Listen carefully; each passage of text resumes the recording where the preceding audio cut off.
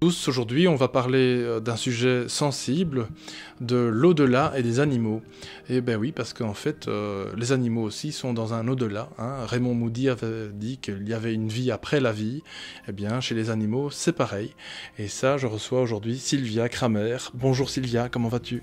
Bonjour Alexis, je vais très bien, merci. Merci beaucoup. Alors, tu avais fait une superbe interview la fois passée, donc sur la malbouffe. Merci. Aujourd'hui, tu vas nous parler donc d'un sujet, on va dire sensible, puisque ça parle quand même de la mort, hein, donc de la fameuse mort entre guillemets, parce que maintenant on sait que la mort n'existe pas vraiment, c'est juste un passage, hein, on est d'ailleurs sur un passage ici, sur cette terre, pour faire une expérience de vie dans la matière, et les animaux donc en fait font pareil. Ça, tu vas nous en parler un petit peu plus. Donc, toi, en fait, tu as un don, on peut vraiment dire ça, hein, un don de médium. Médium, oui, avec les animaux. Donc, tu communiques avec les animaux vivants, mais aussi les animaux défunts. Comment est-ce que je vais pas dire cette passion, parce que, mon Dieu, c'est devenu une passion ensuite, mais ce don était apparu. Comment est-ce que tu as eu cette lueur de médiumnité en toi? Tout à fait par hasard. En fait, je communiquais avec les animaux, donc c'était ma passion, donc je faisais ça vraiment en dilettante et avec beaucoup de plaisir et je voyais que je pouvais quand même apporter pas mal d'aide à travers ce que je percevais. Et puis un jour, mon mari me dit qu'il n'arrivait pas à faire le deuil avec un de ses chiens qui était décédé 30 ans auparavant. Donc je vais un peu résumer l'histoire. En fait, mon mari avait un boxer, Ali, avec lequel il avait vraiment une relation privilégiée, et comme on peut avoir une relation quand on a 14 ans, donc très fusionnelle et très, comment dirais-je, intime et chaleureuse, en fait tout ce qu'on peut avoir pour un animal. Et donc ce chien vivait à l'extérieur, à l'époque on le mettait à l'extérieur dans des niches, hein, dans les années 70. Et comment dirais-je, donc ce chien, la nuit était dehors aussi, et une nuit, un voleur s'est introduit, et le chien a fait son travail de chien, il a défendu son territoire. Et le lendemain, donc le papa, ayant vu le massacre, il y avait du sang dans la cour, etc., a décrété que le chien était dangereux pour la famille, parce qu'il y avait quand même beaucoup d'enfants, donc on peut comprendre le raisonnement du papa, et donc ils ont estimé, à l'époque, on appelait la police, du moins dans le village d'Alain, on appelait le policier du village pour avoir le chien. Donc c'est ce qui s'est passé. Et donc pour mon mari, c'était très très difficile d'avoir vécu cet événement-là. Donc le chien mort dans des circonstances pas naturelles, contre son gré, et en plus c'était le papa qui avait initié le mouvement. Donc il y avait tout un contexte par rapport à ça qui faisait qu'Alain était encore très en colère vis-à-vis de son papa des décennies après. Et donc il me parle de ça. Et je ne connaissais pas vraiment les détails de l'histoire. Et puis j'écoute, je vais aller voir. On verra bien, on verra. Et je me connecte à Ali, et là il y a toute une série d'informations que j'ai reçues, que je ne pouvais pas connaître, mais surtout qui ont permis à Alain... C'est pas le fait d'aller glaner des informations, c'est le fait que ces informations aient vraiment pu pacifier le cœur d'Alain, qu'il a pu faire la paix, pas tout de suite évidemment, mais avec son papa. De ne plus nourrir cette colère qu'il avait vis-à-vis du geste du papa, qu'il ne lui avait jamais pardonné, et surtout de savoir qu'Ali était bien, et qu'il y avait une vie après la vie, en fait. Il n'y a pas de mort. J'aime pas le mot mort, parce que le mot mort, ça veut dire qu'il y a quelque chose qui est terminé. Et donc, je suis allée dans cet espace, et je me suis rendu compte à quel point c'était délicieux, parce qu'il n'y a que de l'amour. Il y a de la lumière, il y a des couleurs moirées qu'on ne voit pas ici, il y a de la chaleur, il y a de la musique, et surtout, il n'y a pas de jugement. Le chien, à travers le chien, j'ai eu donc toute la scène, comment il avait vécu, dans la chronologie, etc., je l'ai vu, mais surtout que le chien ne jugeait pas, ni le papa, ni Alain, il n'y avait que de la compassion. Ça, c'était spectaculaire. Et il n'y avait même pas besoin de pardon, parce qu'il ne juge pas. Et c'était fabuleux de découvrir cet espace-là. Et quand j'ai raconté tout ça à Alain, j'essaie de mettre beaucoup d'émotions, de ce que j'avais vécu, pour lui partager comment j'avais ressenti les choses, et lui dire, écoute, pour moi c'est nouveau, ou peut-être que je me souviens, que je ne me souvenais plus, mais pour moi c'était nouveau de goûter à cet espace-là. Et le fait que je lui partage tout ça, ça a vraiment mis du baume sur son cœur. Il a pu vraiment être beaucoup plus pacifique. Avec les semaines qui ont suivi, il a vraiment fait le deuil d'Ali, oui, et de la colère vis-à-vis de son papa. Donc finalement, il y a dans cet au-delà, dont on parle assez souvent et qu'on connaît encore finalement peu, c'est plutôt un amour qui y règne. Parce que d'ailleurs, je vais peut-être faire une aparté là-dessus, c'est que l'amour, l'amore en italien, ça veut dire l'amour. Donc finalement, on peut peut-être réunir les deux. Et voilà. Donc je crois qu'il y a un amour comme ça inconditionnel, encore plus fort finalement de l'autre côté. Alors c'est pas pour ça qu'il faut aller de l'autre côté. Hein. Je dis bien, on a encore le temps de rester ici. Et donc toi, tu as eu effectivement cette confirmation de don, enfin en tout cas de possibilité de communiquer, on va dire, avec les animaux qui sont de l'autre côté, mais donc tu as aussi cette capacité de discuter ou de parler ou de communiquer avec les animaux qui sont bien vivants. Oui, je fais les deux. Comment ça se passe ? Qu'est-ce que tu ressens ? Qu'est-ce que tu perçois ? Comment... Dans l'au-delà ? Dans l'au-delà, oui. Mais c'est déjà pas le même mode de communication. La communication avec les animaux incarnés, pour donner des mots humains, ça relève plus de la télépathie. Ah, oui. Et maintenant, c'est ma vérité. Hein. Tout le monde ne dit peut-être pas ça, mais moi, je le vis comme ça. Et les animaux et l'au-delà, c'est plus une faculté de médium. Mais j'imagine qu'à travers cette faculté, je préfère le mot faculté que don, que j'ai développée avec les animaux incarnés, j'imagine, ça c'est ma propre réflexion, que les autres canaux se sont ouverts. Parce que j'ai dit oui quelque part, et je voulais aider. Et mon intention est toujours de demander à aider pour le plus grand bien. Je ne fais pas d'intrusion, je ne vais pas voir ce qui se passe dans la vie des gens, même si ça m'est offert. Mais quand ça m'est offert, c'est pour aider, pour donner un éclairage, que ce soit un animal décédé ou incarné. Voilà, c'est mon seul objectif. Et de faire du bien à la personne à travers l'animal. Parce que c'est souvent comme ça que ça se passe. Parce que l'animal, fondamentalement, souvent, au niveau de l'âme, il est bien, lui. Je veux dire, il peut souffrir au niveau physique comme nous, mais lui, il est beaucoup plus conscient de qui il est. Donc il n'a pas toutes ces tortures psychiques, etc. qu'on peut avoir. C'est beaucoup plus clair dans leur esprit. Ils sont beaucoup plus conscients, on va dire ça. Oui. Pourquoi ? Parce qu'ils n'ont pas ce mental, ce babillage incessant qui nous taraude à longueur de journée. Ils n'ont pas ça. Ils ont un mental, mais pas ce babillage. Ils ont une pensée structurée et créatrice, etc. Mais pas cette façon dont on se prend la tête, etc. C'est beaucoup plus clair, beaucoup plus sain entre guillemets. Hein. Pourquoi ? Parce que tout est lié à la survie, à la protection chez eux. Donc ça doit être structuré. Même en vivant avec nous, ils ont toujours leurs instincts. On ne leur a pas enlevé. C'est juste un peu mis au repos. Voilà, donc il est plus dans ce mode-là.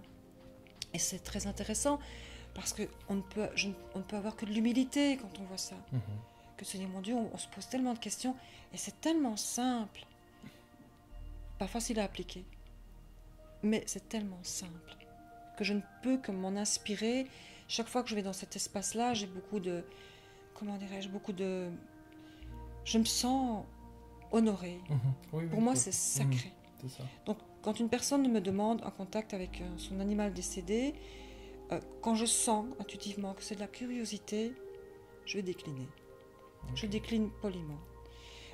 Si les gens veulent avoir des preuves absolument ou de la crédibilité de mon travail, je décline aussi. Donc, mais quand je sens une personne en détresse, qu'elle veut des nouvelles de son animal ou de connaître le sens de son départ, ou comment il a vécu les choses à la fin de sa vie, ou comment il a vécu son accident parfois, à ce moment-là, je peux apporter mon aide. Très souvent. Mais très souvent. Ça, je suppose que que tu reçois des clients qui te demandent justement est-ce que j'ai bien fait, par exemple, d'euthanasier mon animal ? Est-ce que mon animal qui s'est fait renverser par une voiture est bien ? En fait, je suppose quand même, au-delà de cette curiosité malsaine, que certaines personnes viennent justement avec le cœur, avec l'amour, et de savoir que leur animal va bien, de savoir que leur animal est là, est toujours accompagné, je suppose. Comment ça se passe ? Effectivement, c'est la plupart des demandes vont dans ce sens-là. Donc, il y a plusieurs raisons. Donc, soit que la personne n'arrive pas à faire son deuil, soit que l'animal a disparu et on ne sait pas où il est. Donc, physiquement, il a quitté la maison. Ou alors, il a eu un accident brutal et il vous est arraché brutalement. Donc, on se pose pas mal de questions par rapport à ça. Donc, il y a diverses raisons, je veux dire... honorable, pour lequel on voudrait avoir des nouvelles de son animal, savoir s'il est bien, savoir où il est, avec qui il est. J'ai eu des questions du style, par exemple, quelle était sa mission avec moi, qu'est-ce qu'il est venu m'apporter comme message. C'est vraiment divers. Mais l'objectif, c'est vraiment d'aider la personne à faire le deuil. Parce que j'ai remarqué dans ma pratique que les personnes avaient très difficile de faire le deuil pour diverses raisons. Soit que leur douleur est minimisée par l'entourage, ou qu'elles n'arrivent pas à contacter leurs propres émotions, ou qu'elles n'ont pas de compréhension de ce qui se passe. Et c'est vraiment important de traverser chaque processus du deuil comme on pourrait le faire pour un être humain. Parce que les liens énergétiques qu'on crée avec l'animal, ils peuvent être aussi puissants, si pas plus parfois, avec un animal qu'avec un humain. Et donc, ce n'est pas une question de comparaison, ça dépend du lien qu'on établit avec l'être vivant. Voilà. Et dis-moi Sylvia, est-ce que les chats communiquent tout autant que les chiens? Parce qu'on sait que les chiens sont très, très communicants dans le vivant. Alors là, je parle bien sûr du vivant, hein, donc des animaux vivants que tu accueilles ou que tu ressens. Parce que je pense que tu travailles quoi, avec des photos ou uniquement sur photo. Donc je ne connais pas la personne. D'accord. Je travaille uniquement sur base de la photo, avec le nom de l'animal. Quelques détails concernant l'animal, mais pas grand-chose. Je ne veux absolument pas connaître son histoire pour ne pas que mon mental soit influencé par ce qu'il connaît. Donc je demande un minimum d'informations et l'adresse et le nom de la personne pour ne pas me tromper d'animal. Parce qu'il peut y avoir plusieurs Tommy dans la même rue. Donc voilà, c'est juste pour garantir que je m'adresse au bon animal. C'est tout ce que je demande comme information. Et donc par rapport au chat, alors est-ce que tu crois qu'ils ont... Alors on dit que le chat est indépendant. On dit que le chat est plus indépendant. On le sait, le chien est la meilleure amie de l'homme. Ça c'est la phrase qu'on répète tout le temps. Je crois que tous les animaux sont les meilleurs amis de l'homme, point. Mais bon, ici c'est vrai que les chats sont plus indépendants. Ils ont leur caractère bien à eux. C'est un peu plus spécial. Est-ce qu'ils communiquent tout autant que les chiens ou est-ce que c'est plus difficile? Non, ils communiquent de la même façon, donc il faut d'abord distinguer effectivement la communication verbale du chien. Il bat de la queue, il saute, il vous montre qu'il est heureux, etc. Que le chat est beaucoup plus discret au niveau de sa gestuelle. Donc oui, il communique de façon télépathique, autant, de la même façon que le chien. Je veux dire, le mode de communication est le même, mais le mode de perception du chat sont différents de celui du chien. Ça, c'est indubitable, comme ça, parce que c'est une espèce différente. Eh bien, je vais vous raconter une anecdote d'un chat ici de monsieur qui m'a téléphoné de France. Donc au départ, le chat avait disparu. Donc il me téléphonait pour retrouver son chat perdu.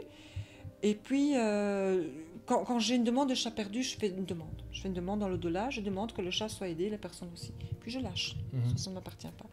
Et effectivement, la personne me rappelle, 2 heures après, me dit, voilà, écoutez, mon chat est revenu. Je dis, bon, ok, tout est bien qui finit bien. Oui, me dit-il, mais j'aimerais que vous fassiez une communication avec mon chat, parce que j'aimerais savoir pourquoi il est parti, où il était, et quel est le sens de cette disparition dans ma vie. Et je trouvais que sa démarche était vraiment fabuleuse, et pour elle, et pour lui, et pour l'animal. Donc je communique avec le chat, et là, je vois effectivement où il est allé. Donc il est allé dans une sorte de garage ou de hangar, parce que je vois à travers les yeux du chat, donc je vois perception chat. Il ne va pas me dire je suis à telle adresse, il va m'informer, il ne me parle pas, m'informer qu'il perçoit peut-être une odeur de cambouis, il voit des pneus, il voit je ne sais pas moi, des vieux outils dans l'endroit où il est. Donc par déduction, j'imagine quand je vois ça, que je suis dans une sorte peut-être de garage ou de grange ou d'abri de jardin. Donc je lui dis, écoutez, votre chat a été confiné pendant un certain temps, suffisamment longtemps pour qu'il ait soif et faim, parce que je sens les sensations dans mon corps. Je dis, mais il est rentré, et il a eu peur, il y a un chien qui a aboyé très fort, il a eu peur, il s'est caché dans cet endroit où il s'est confiné, mais il ne savait plus ressortir.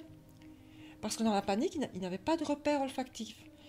Donc le chat a fini par ressortir, donc je lui explique ça, et je lui dis, mais écoutez, votre chat, il y a aussi un problème émotionnel. Et là, je vois toute une partie de l'histoire de son épouse. Donc, je vais un peu résumer. Donc, c'est une dame qui vit... encore une fois, je ne connais pas les gens, je ne connais rien de leur histoire. Qui vit quelque chose de très important au niveau émotionnel. Et donc, et quand elle est dans cet espace émotionnel de souffrance, elle se coupe dans son entourage. Et ce que j'ai vu dans ce couple, c'est que le mari, il essaie de faire, et qu'ils se sont impuissants et il n'arrive pas à toucher et à réouvrir le cœur de son épouse. Donc je vois ce processus-là, mais surtout ce que je vois, c'est comment le chat va aider au niveau énergétique. Ça, c'était vraiment troublant. Donc le chat va aider la dame. Ça ne se voit pas, mais au niveau énergétique, il va prendre, il va éponger, ils le font volontairement. Hein. Ils sont là pour nous aider. Donc il le prend, mais quand il sort, il va, entre guillemets, décharger ce qu'il a accumulé. Donc comme c'est un chat qui sortait, il avait cette faculté de pouvoir se régénérer au contact de la nature à travers ses pattes. Et j'explique ça. Je dis, écoutez, ça serait intéressant peut-être de parler avec votre épouse, parce que le chat prend beaucoup. Pour l'instant, il est jeune, mais avec le temps, son système immunitaire peut en pâtir, parce qu'il le fait volontiers pour aider. Mais avec le temps, il pourrait tomber malade. Pas à cause de l'épouse, mais parce que par compassion, il aide, mais que lui-même peut s'épuiser. Donc, j'ai dit aussi apporter une meilleure nourriture, parce que je sens aussi dans mon corps comment les animaux se sentent avec le type de nourriture qu'ils mangent. Donc je dis, si vous faites un travail sur vous-même, quel qu'il soit, quelle que soit la technique énergétique que vous allez employer, et changer la nourriture du chat, il va avoir la possibilité de se régénérer beaucoup plus vite. Et comme il se sentira mieux dans sa peau, il prendrait aussi moins de son environnement. Et je disais au mari, en l'occurrence, je dis, vous êtes tellement centré au niveau émotionnel que le chat, il va aussi se régénérer chez vous. Parce que vous êtes très paisible, très pacifique, etc. Et chez votre épouse, il va l'aider au niveau énergétique à la soulager. Mais encore une fois, c'est volontiers. Et les animaux ne tombent pas malades à cause de nous. Ils baignent dans notre environnement, ils baignent dans nos vibrations, donc ils sont affectés. Voilà, c'est aussi simple que ça, parce qu'il y a beaucoup de personnes qui se culpabilisent quand leur animal tombe malade, mais ça ne fonctionne pas vraiment comme ça. C'est une aide qu'ils apportent volontiers. Maintenant, de notre côté, l'idéal, quand on vit avec des animaux, c'est de travailler le plus possible sur soi, de prendre conscience de qui on est, surtout de son état émotionnel, parce que ça affecte non seulement vos animaux, mais vos enfants et votre partenaire. Quand on est en colère, ça se traduit dans l'environnement, ça se sent. Donc les animaux baignent dans cette énergie-là et le sentent, et peuvent être affectés. Voilà. Alors oui, les animaux vivants, tu peux communiquer avec, mais les animaux défunts aussi. Alors quelle est la différence ? Quel genre de différence tu perçois ? Quel genre de communication, quel genre d'image, de signes que tu reçois dans l'au-delà de ces animaux défunts ? Déjà, pour communiquer avec les animaux dans l'au-delà, je me mets dans un autre état d'esprit. Parce que c'est pas la même...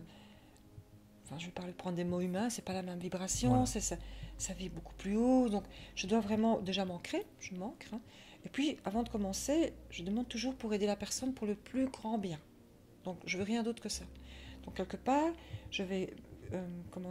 diriger mon esprit pour aider. Et tout le reste, je demande que ce soit écarté. Parce qu'il y a des choses que je pourrais voir qui ne m'intéressent pas et que je n'ai pas le droit d'aller voir. Parce que je ne sais pas, je ne veux pas faire de... Mon objectif, c'est vraiment de rester centré sur ce que je fais et de pacifier la personne si elle est en difficulté ou l'animal, parce que l'animal peut être en difficulté aussi.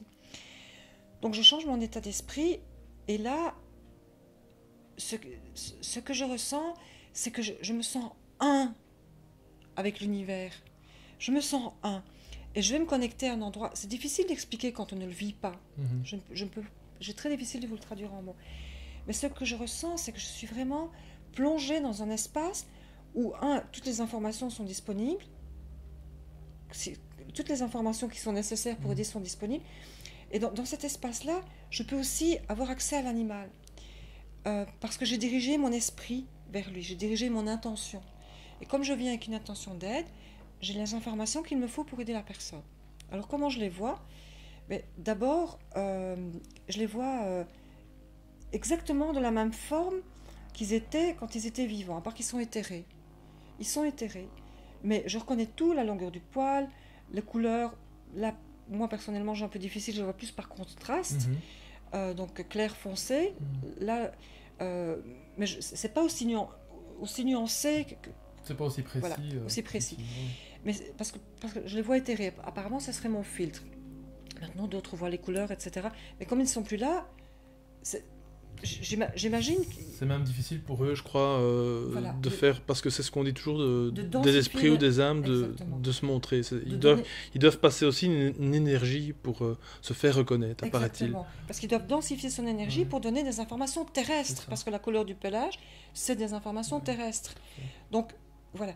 Et puis, ce que je vois aussi, ce qui est fabuleux, c'est que dans l'au-delà, eh bien, la forme de communication entre les êtres humains et les animaux, elle est pareille. C'est de l'énergie. Il n'y a pas de parole.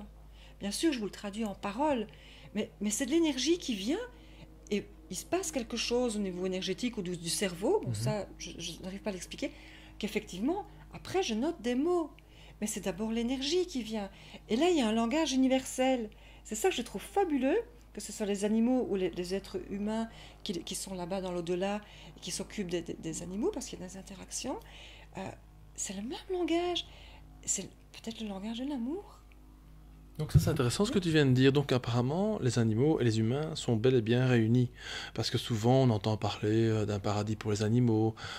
J'ai même entendu dire qu'il y avait un paradis pour les éléphants, un paradis pour les chats, un paradis pour les hommes. Mais toi, apparemment, tu confirmes par ta médiumnité que les animaux et les humains sont réunis. Donc finalement, on n'a pas... Voilà, on ne doit pas trop s'inquiéter. On retrouvera peut-être un jour peut-être nos chers disparus. Qu'est-ce que tu en penses ? C'est évident. Disons que je ne vais vous parler que des animaux familiers, donc chien, chat et tous les petits animaux familiers avec lesquels on vit. Donc je peux vous parler de mon expérience. Ce que je vois, c'est quand le lien d'amour a été fort, donc ce sont vraiment des connexions énergétiques, on se retrouve. Et ce qui est fabuleux, ici dernièrement j'ai encore fait un chien, c'est que les animaux défunts sont parfois accueillis par des personnes proches défuntes de la personne qui reste incarnée. Un peu comme s'il disait, parce qu'il n'y a pas de mots, je prends soin de lui, ne t'inquiète pas, je suis là pour lui maintenant. S'il pouvait parler, c'est ce qu'il dirait. C'est comme ça que je le perçois. Et il les accueille. Donc les animaux ont leur propre guide spirituel, mais les humains participent à ça. Et ça rassure la personne qui est toujours incarnée, le compagnon humain qui a perdu son animal, de savoir que la relève est prise par d'autres humains, éventuellement, ce n'est pas toujours le cas, mais souvent je vois qu'il y a un humain, parfois deux. C'est beau à voir, hein. Et ce n'est pas toujours forcément des personnes qui ont connu l'animal. Mais par contre, ce sont toujours des personnes qui ont un fort lien avec la personne qui est restée sur Terre. Elle prend la relève, et en même temps elle fait un coucou. Et voilà, je suis là, tout va bien. Et elle se présente à moi et je vois des détails suffisamment forts pour que la personne puisse se dire « Ah, oui, c'est mon grand-père ou ma tante que j'affectionnais particulièrement. » Et de savoir que ses proches s'occupent de leurs animaux. Mais c'est rassurant, c'est fabuleux. Fabuleux. Moi, je n'ai pas de mots, je trouve ça merveilleux. C'est un cadeau pour moi de voir ça. Oui, donc c'est rassurant, on est vraiment de se dire que finalement nos animaux ne sont pas vraiment abandonnés. Bon, maintenant, encore une fois, ça c'est le côté, on va dire, positif, parce que là tout de suite tu évoquais justement pas tout le temps, donc les animaux ne sont pas tout le temps pris en charge. Est-ce que tu crois qu'il arrive justement qu'il y ait des animaux qui sont esseulés, qui ne savent pas où est-ce qu'ils sont, ou lors d'une, justement, je pense à un accident, ça c'est beaucoup plus négatif naturellement comme histoire, mais justement on va en parler. Ça c'est quelque chose que tu voudrais aussi faire passer comme message très important, bon voilà, on le dit aussi avec les humains, naturellement, qu'il y a des âmes naturellement qui sont on va dire entre deux mondes parce qu'elles ne sont pas préparées à leur mort, elles n'ont pas eu le temps de se préparer à passer de l'autre côté, et effectivement du côté des animaux ça se passe aussi. Je vais citer une petite anecdote. Il y a différents cas de figure. Il y a des animaux qui sont conscients qu'ils vont mourir. Donc les animaux en fin de vie, ou même les animaux jeunes, leur plan de vie est terminé, ils sont conscients qu'ils vont mourir. Donc, leur processus sur Terre est terminé. C'est un peu comme les humains, c'est le même processus. Il y a les animaux qui ont été... tous les animaux d'élevage, etc., qui ne choisissent pas. Donc là, c'est clair qu'ils partent vraiment à profusion. Mais donc, c'est peut-être le thème d'une autre vidéo, parce que là aussi, j'ai perçu des choses. Et disons que si je préfère rester sur les animaux familiers, sinon je vais trop dans l'émotion. Et ce n'est pas le thème du jour. Et donc, il y a le cas de figure où l'animal est mort par traumatisme. Mais là, j'ai vraiment un exemple. donc personnel. On était dans les Ardennes belges, et on roulait dans ce décor fabuleux. Et il y avait un petit marcassin sur la route, mais pas écrasé, donc entier. Et je dis à mon mari, écoute, fais demi-tour, mets le petit marcassin sur le côté, parce que je ne supporte pas qu'on repasse sur un animal, donc on va le mettre sur le côté. Et puis on sort de la voiture, et je dis à mon mari, il y a un souci, je le sens. L'animal ne sait pas qu'il est mort. Le petit marcassin, il ne sait pas qu'il est mort. En plus, sa maman était tout près, parce que je sentais que la maman était tout près. Je dis, il faut l'informer qu'il ne va plus réintégrer ce corps-là, que ça ne sera plus possible. Son petit esprit ne peut plus réincarner ce corps-là. Donc je l'ai informé. Donc on a fait une méditation ensemble et on a vraiment informé le petit animal qui devait courir vers la lumière et qui serait aidé pour pouvoir éventuellement se réincarner. Après, je ne sais pas, parce que comment dirais-je, c'est pas mon sujet de prédilection, la réincarnation. Mais on a vraiment prié et on a senti, à un moment donné, quelque chose qui était une joie qui s'est manifestée en nous, autour de nous. Et j'ai dit à mon mari, ça y est, il est informé et il suit son chemin. On n'a pas passé son âme, parce que personne... Enfin, j'estime que les animaux ont leur propre passeur d'âme, on n'a pas besoin de passer leurs âmes, ils avaient comment dirais-je, leur propre guide avant d'être avec l'humain. Mais par contre, on l'a informé que non, il ne réintégrerait plus le corps. Le corps était irrémédiablement blessé. Et puis, il y a eu un mouvement de joie, et je me dis, ok, son âme est partie vers la lumière. Et puis, bon, il a suivi son chemin. Mais ça, c'est une belle anecdote. La première fois, je le savais rationnellement, mais que je l'expérimente en live, en direct, avec un animal qui était sur la route. Ça, c'est un beau message, effectivement, et on est toujours en été, que je sache, en tout cas au moment de cette vidéo, et il y a énormément d'animaux, effectivement, écrasés, ou en tout cas cognés par des véhicules sur les autoroutes. Et ma femme, chaque fois qu'elle en croise un, en conduisant la voiture, fait un petit signe de croix, voilà, selon sa croyance, et elle me dit, oui, mais tu dois aussi l'envoyer dans la lumière, tu dois imaginer qu'il part dans la lumière, et je trouve ça assez joli.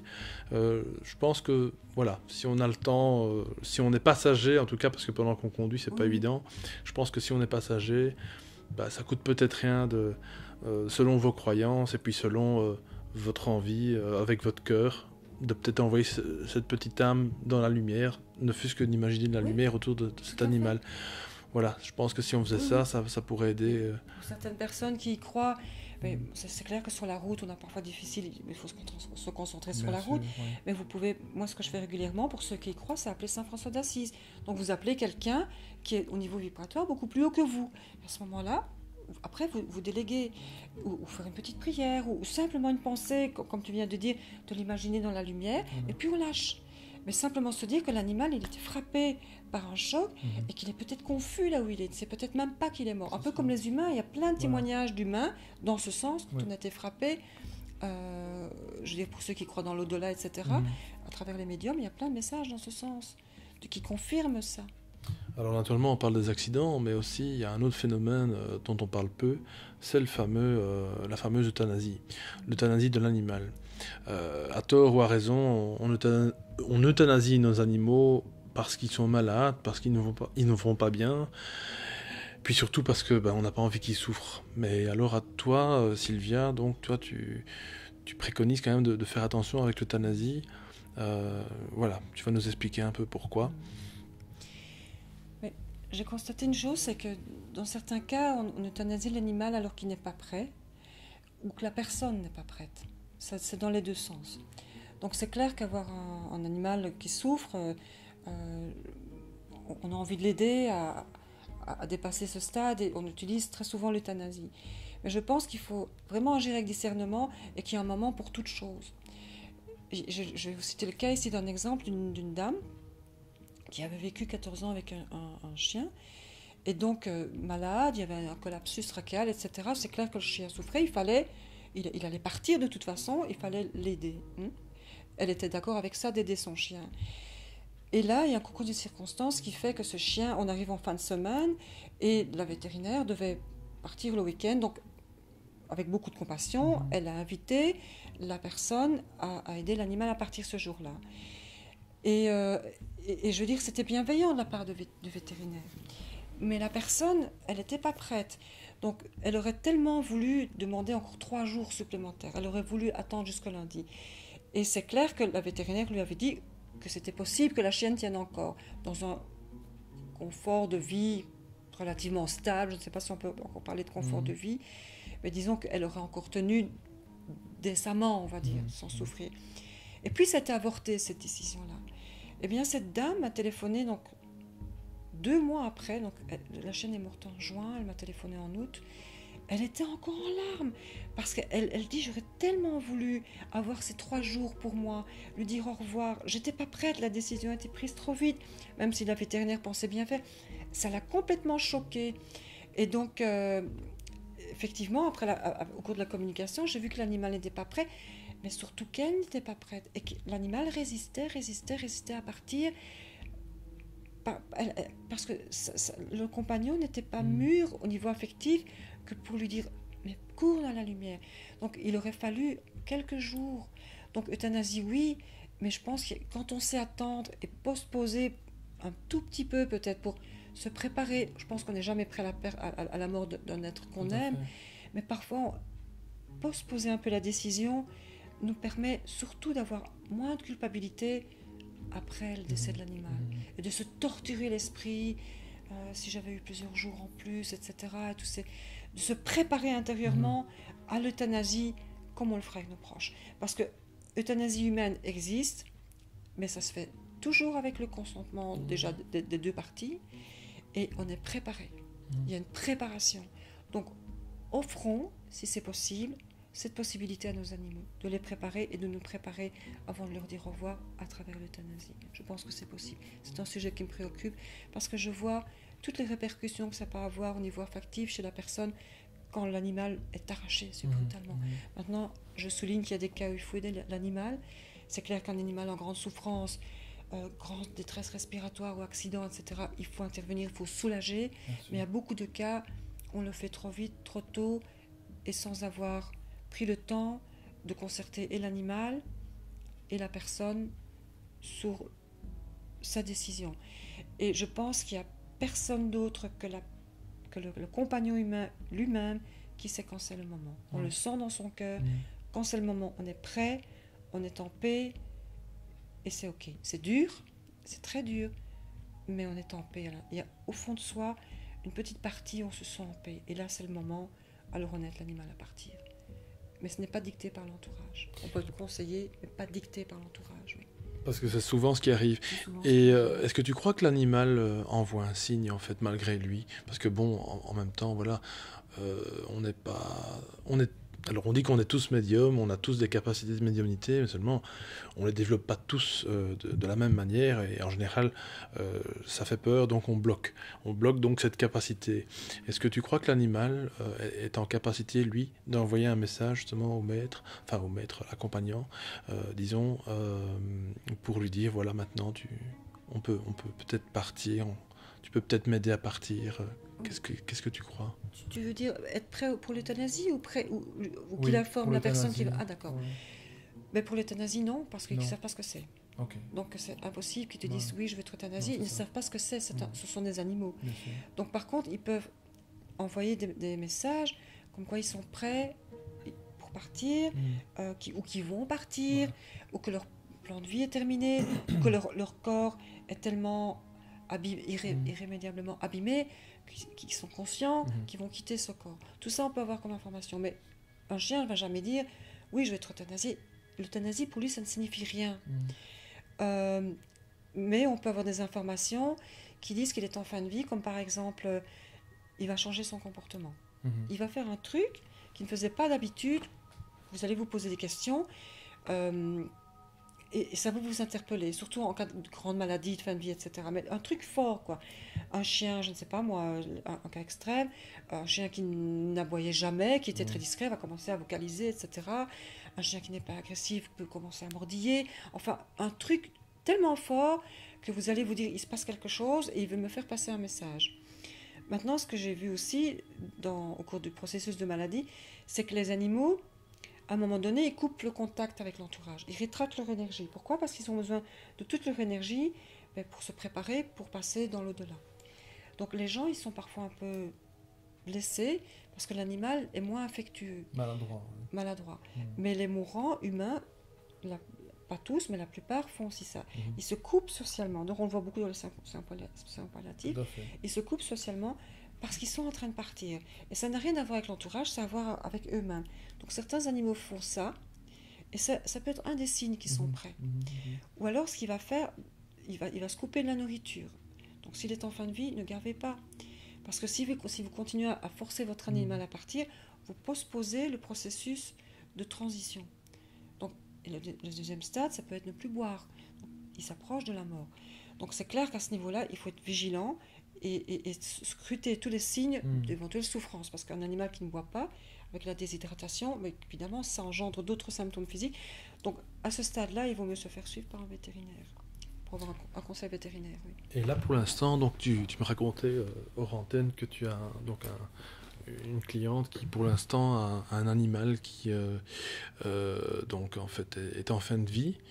Et donc, elle, en fait, a décidé, c'est assez fort, de ne pas l'euthanasier, que son animal part de mort naturelle. Tu crois que c'est encore possible à notre époque ?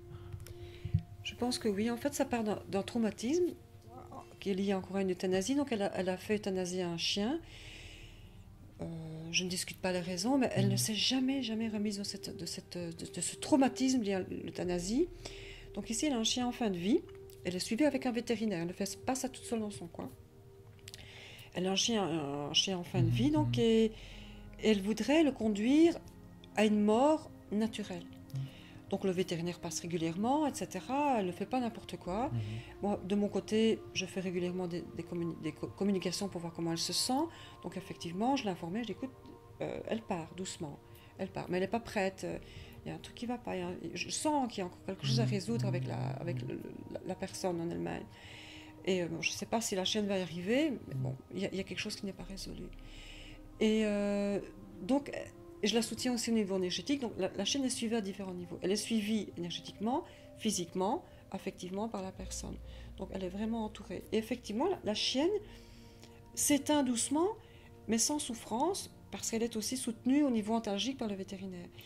Donc, mais ce qu'elle a fait, cette dame, c'est qu'elle a quand même demandé au vétérinaire de lui dire jusqu'où elle pouvait aller. Donc elle ne joue pas sans filet.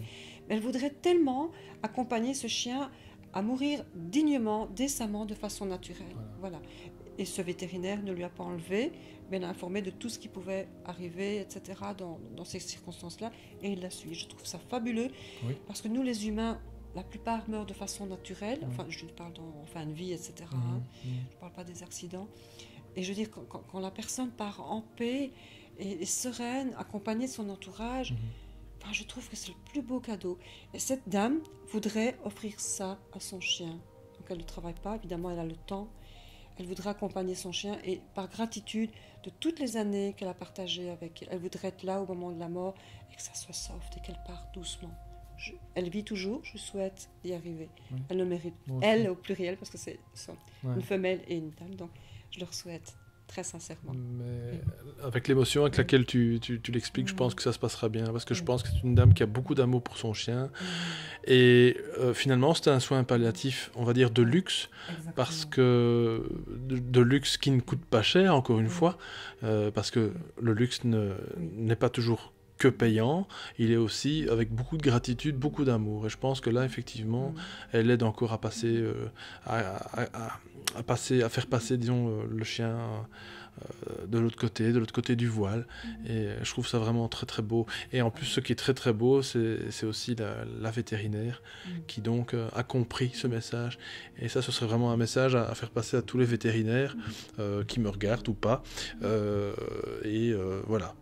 Essayez de comprendre un peu ce que le maître veut aussi faire passer. Et, dites-vous bien qu'un animal, voilà, il a aussi une conscience. On en parlait justement. Donc il a une conscience et puis il a aussi son droit, disons, son mot à dire, voilà, son choix à dire. Voilà. Mais donc c'est le maître aussi à faire passer le message. Et c'est vraiment un super beau message. Voilà. Est-ce que tu auras encore éventuellement quelque chose à rajouter ? Alors surtout, on va aussi te demander comment est-ce qu'on peut te contacter, parce que je suppose qu'il y aura des personnes après cette interview qui voudront peut-être te contacter pour faire donc une médiumnité, en tout cas sur une photo. Comment ça se passe, Sylvia? Donc j'ai un site, Communication Animale Info, Sylvia Kramer, hein, avec ce moteur de recherche, vous arrivez sur mon lien, et puis vous aurez accès aux informations que je diffuse, voilà, avec ma personnalité, etc., ma façon d'être. Et puis il suffit de prendre le petit onglet Contact, vous m'envoyez un petit mail, et puis je vous réponds, vous m'envoyez une petite photo, et puis voilà, l'aventure commence. Une belle aventure en tout cas, avec beaucoup d'émotions, beaucoup de larmes. Et ce que je tiens à souligner, c'est qu'au cours de la conversation, la retransmission dure en général 1 heure. Ça dépend du soit d'informations que je reçois, mais les gens pleurent beaucoup. Mais ce que j'ai remarqué, pourquoi? Parce que c'est émotionnel, mais ce que j'ai remarqué, c'est comme une thérapie. Donc c'est un peu comme s'ils se permettaient de pleurer ou de parler de leurs animaux, parce qu'on est vraiment en intimité, et de se livrer à moi. Et il y a un tas d'émotions qui sort, mais c'est curatif, c'est libérateur. Et après, elles se sentent tellement soulagées d'avoir pu pleurer, d'avoir pu exprimer, partager le ressenti, sans tabou avec moi. Parce que comme je suis dedans, il n'y a pas de tabou. Et c'est merveilleux, on partage vraiment 1 heure avec beaucoup d'émotions et beaucoup de joie aussi. Parce qu'il y a beaucoup de joie et beaucoup d'amour là en haut. Ils sont tristes. Les animaux qui sont là-haut, moi je dis toujours, ils sont avec vous, les personnes reçoivent des signes, etc.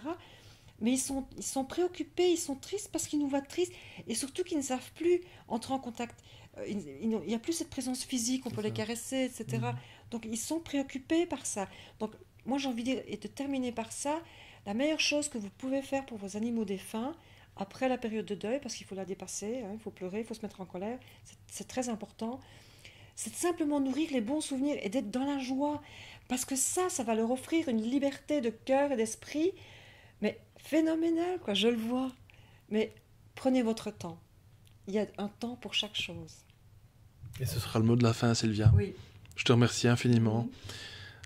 Et moi, je vous dis à bientôt.